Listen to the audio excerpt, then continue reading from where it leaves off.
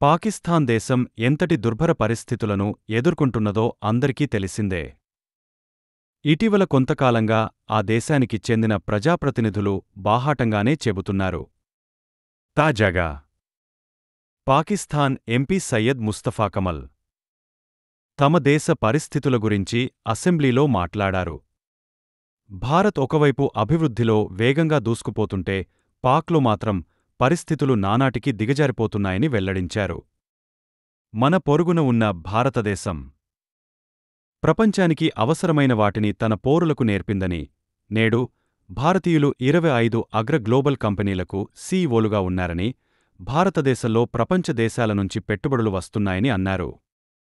ఇదిలా ఉండగా పాక్ నేత మౌలానా ఫజ్లుర్ రెహ్మాన్ ఇటీవల ఇలాంటి వ్యాఖ్యలే చేశారు. భారత్, పాకిస్తాన్లకు ఒకేసారి స్వాతంత్ర్యం వచ్చిందని, కాని నేడు భారత్ అగ్రరాజ్యంగా ఎదుగుతోందని, మనమాత్రం ఇంకా కలలు కంటూనే ఉన్నామని సంచలన వ్యాఖ్యలు చేశారు.